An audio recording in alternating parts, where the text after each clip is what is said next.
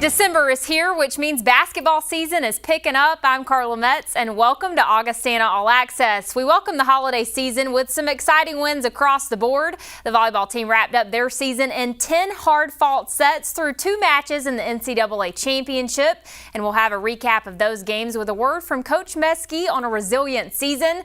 But before we get to that, we've got some other exciting games on the court to go over with the men's and women's basketball teams. The two teams only have a combined 3 losses through 18 games, with a lot to look forward to in the coming weeks.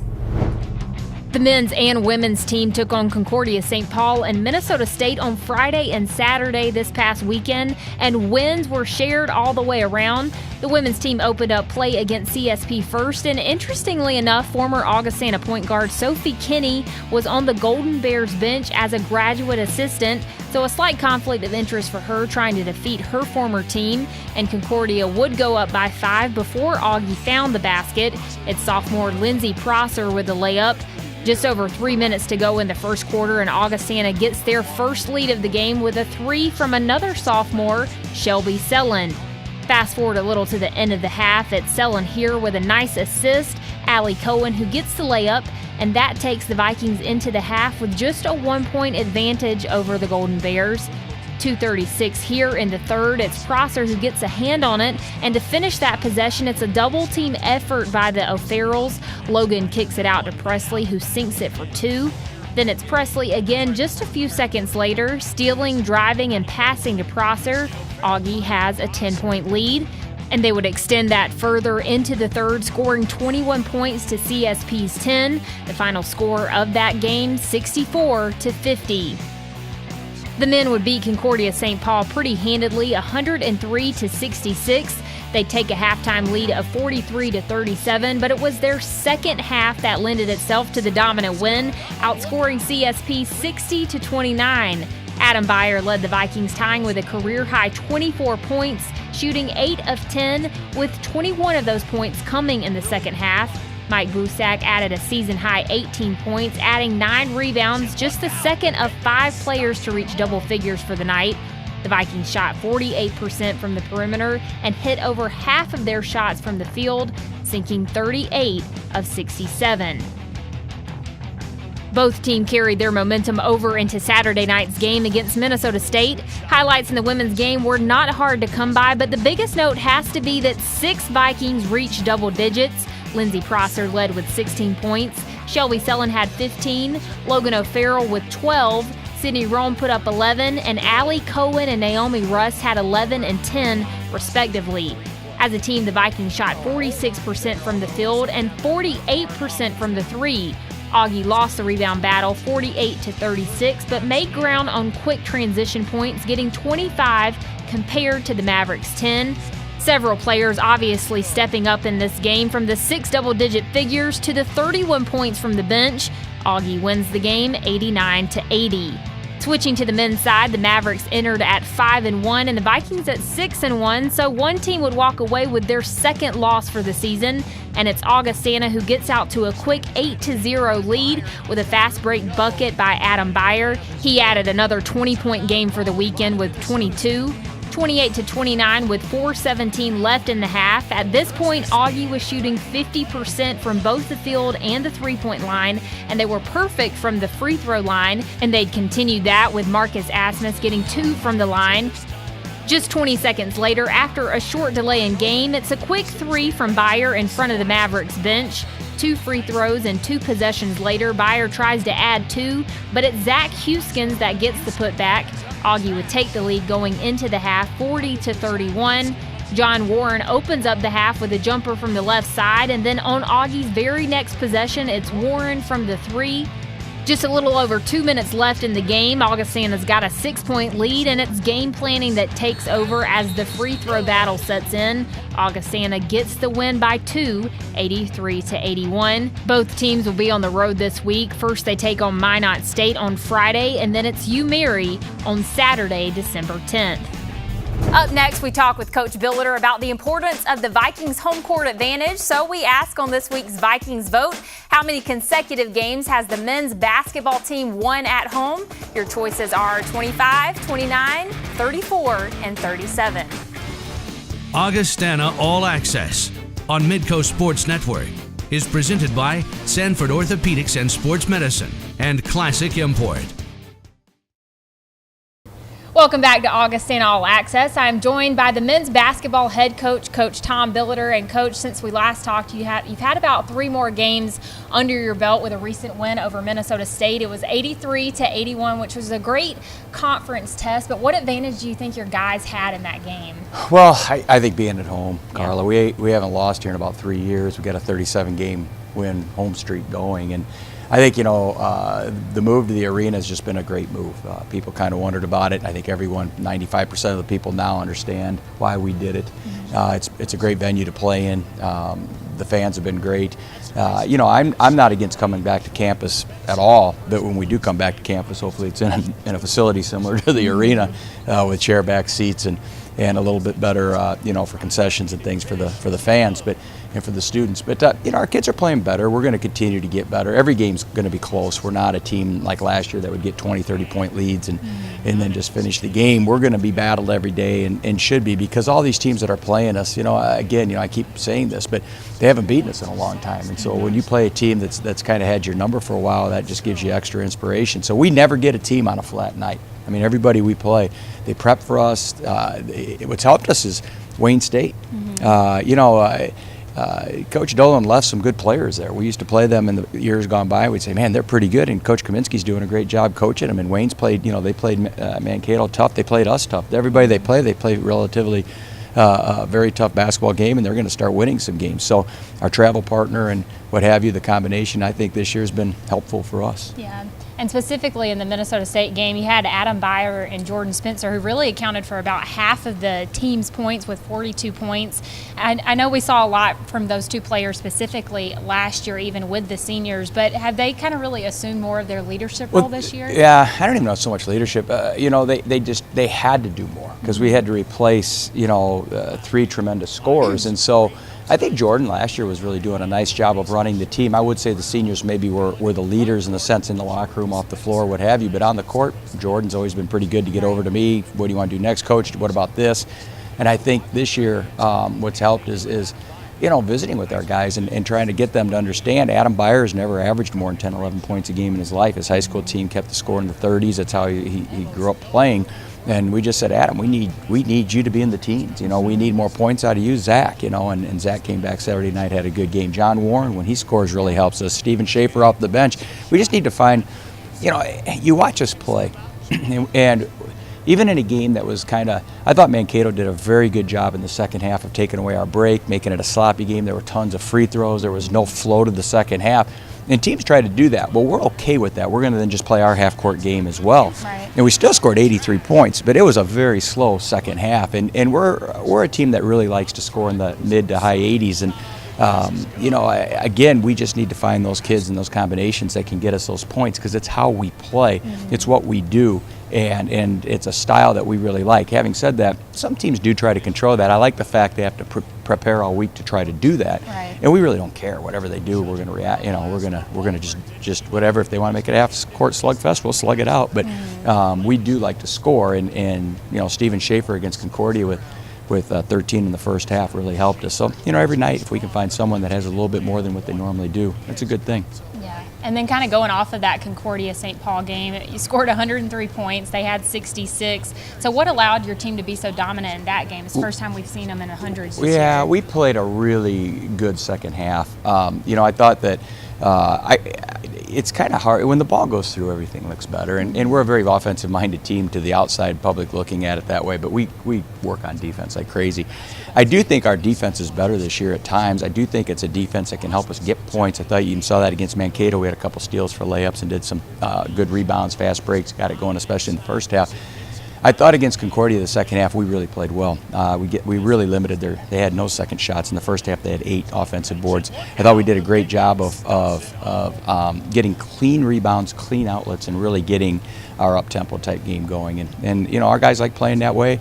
I felt like our guys weren't tired. I think a lot of teams we play get tired with the way we play. Our guys would have played a third quarter if we could have done it. Or third half. They really enjoy playing that way. I thought we played very well Friday night second half. I thought we played well Saturday against a team picked to win our league, who I think is a top 20, 25 team in the country, who will continue to get better. They got a lot of new talent. I think you saw that with some of their transfers who came in. And, I think that'll be a situation for them that'll continue to improve too. Right. And does the win over Concordia St. Paul, having such a big win, does that give this team confidence? Because like I said, it's more of what we saw last season, but maybe this team needed to see that they could dominate that much. I don't know. I think our team they like playing. They like playing together. And the one thing is we've won a lot of games in the last 3 years. We're 72-6 over the last 3 years. I mean, our guys, I think they take the court kind of thinking we need to win. I'm very anxious to see how we go back out on the road. We did play well in Oklahoma, didn't play so well down at Northwest Missouri State, but anxious to get our guys back on the road and see how we play. It is during finals, and Carl, I'm not even so sure being on the road is an advantage during finals. I think it's hard to be taking. Last year we had kids taking finals the day of both games and not even being at walkthrough or anything. Yeah, so run to practice, run to they barely made it for tip-off. It's not an easy time for any college student, and our kids, as all college students, really do care about their grades. They want to get good grades. They're trying to get into various levels of graduate schools or what have you, like kids all over the country. Finals week is hard for any program, and I don't know, maybe being on the road might be better. Yeah. And then final question for today, you got 6 more games in the month of December. Is there anything that you're looking for from your team to improve on before you really get into the heart of the season? That's a good question. Yeah, we're always looking for improvement. We really are, and I know it's something that coaches say, but we're really trying to get more consistent with our scoring. We need to have, we might throw a few more wrinkles out there, certain things that we can just go to get to the foul line. One thing I did like this weekend, we shot more free throws than we've been shooting. We got the ball inside more. So I think we're trying to not have any of those scoring lulls maybe that we haven't had for a couple years, and this year we're having a few of them. So I do think, we can always work on things, continuously get better defensively, but, our rebounding, and our ability to keep scoring and not having those lulls are two things we're really working on. All right, Coach. Well, we'll see you back here next week, and thanks again for joining us. Women's basketball is on a 7-game win streak with a recent win over Minnesota State, and we're going to catch up with Coach Krauth on their game against the Mavericks when we come back. Welcome back to Augustana All Access. I'm joined by the women's basketball head coach, Coach Dave Krauth. And Coach, you've seen a lot of success lately on a 7-game win streak, a record of 8-2. Has there been a consistency that you've seen with your team over the past couple of games? Well, I don't know. I don't think necessarily individually with individual players or even when you look at our team stat line.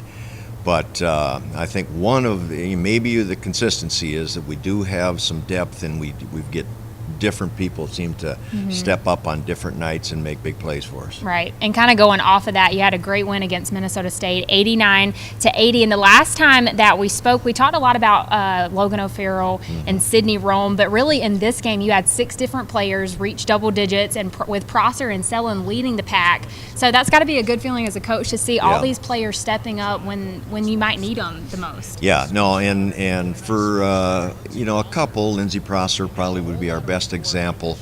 This is all part of kind of her real learning curve, and I think gaining confidence. But you're right. I'm getting more and more confidence in more kids that I can play, and sometimes in a limited role, and that can be a dangerous situation. You got a tough situation. A kid hasn't played. You may hesitate, but I'm getting less and less hesitant to play kids in some of those things. So there are some real positives here. Right, and then with Lindsey Prosser, kind of going back to what you said, what made her so good in this last game against Minnesota State? Well, the night before against Concordia, she was a little tentative. And sometimes I almost think it's reading the scouting reports too well, and then you almost intimidate yourself with how good, we make somebody else on the other team sound. And then she starts playing a little bit maybe to not make mistakes, where she's got some speed and some things that she can do. And that game, she gradually got into it more, and then I thought that carried over again to Mankato. So I think, we're going to see more and more good things out of her. So maybe she just has to loosen up a little bit. Yes, yeah. Kind of trust her instincts Yeah. there. You had a big fourth quarter against the Mavericks, but it kind of started out as a slower start. Was it anything to do with what the Mavericks were showing you defensively at the beginning, or not really?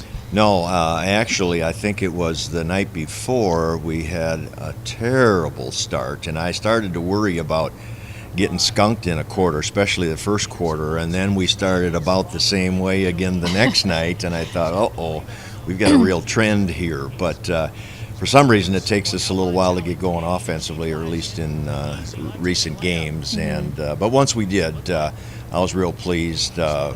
Mankato has a very good team, and we just seem to, be up to the challenge. And of course, we're on our home court, and that almost makes it, an advantage that you need to take advantage of it.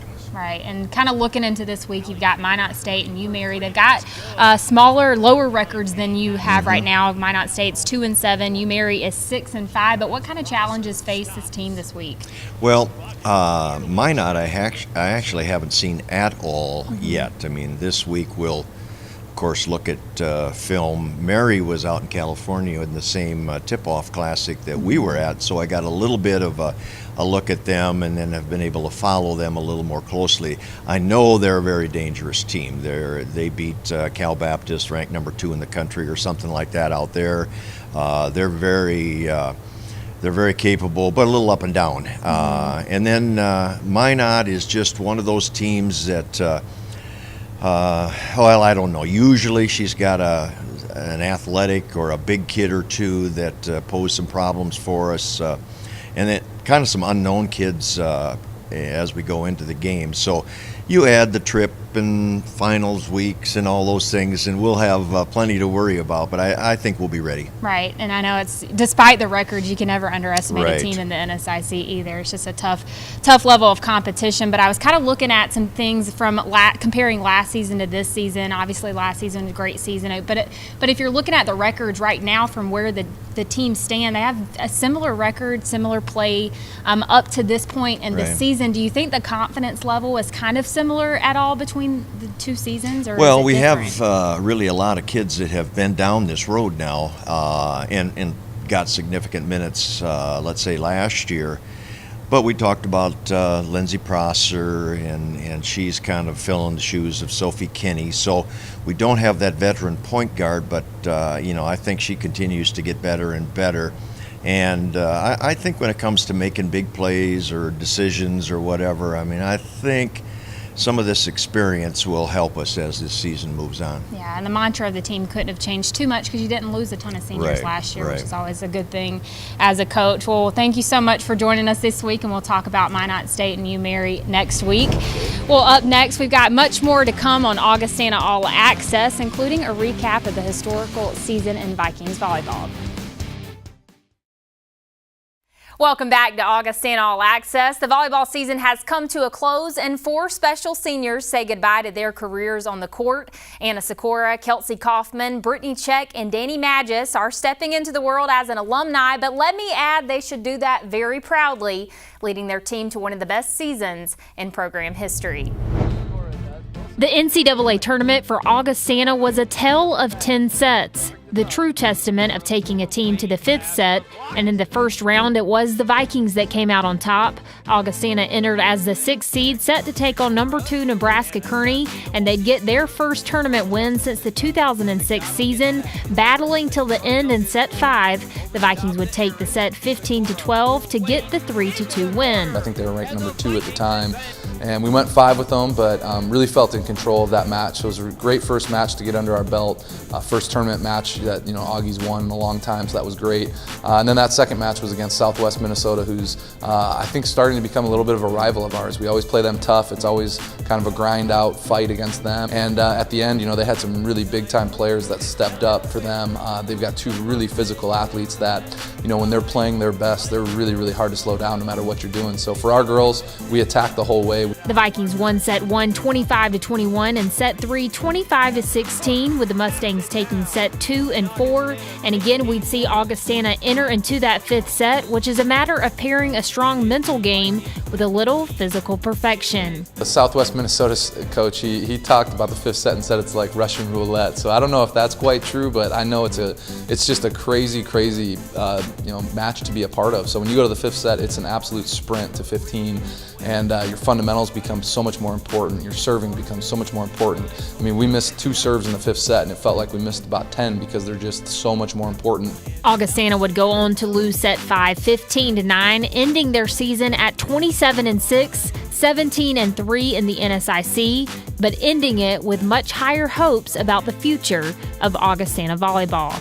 I think when we kind of take a step back and look at our body of work this year, we have a lot to be proud of. So, our goal was to win a national championship. We didn't quite get there yet, but I think the seniors in particular, I think they laid the foundation for a program that can for sure get there. Thanks to the team and Coach Meskey for providing such a thrilling season. After the break, we'll reveal the answer to this week's Vikings Vote question of the week and tell you which player within athletics caught our eye this week. Augustana All Access on Midco Sports Network is presented by Sanford Orthopedics and Sports Medicine and Classic Import. In this week's Vikings Vote, we asked how many consecutive games has the basketball team won at home. Your choices were 25, 29, 34, and 37. The correct answer this week is D, 37. The Vikings have not lost at home since February 15th of 2014 when they lost to Northern State 85-78.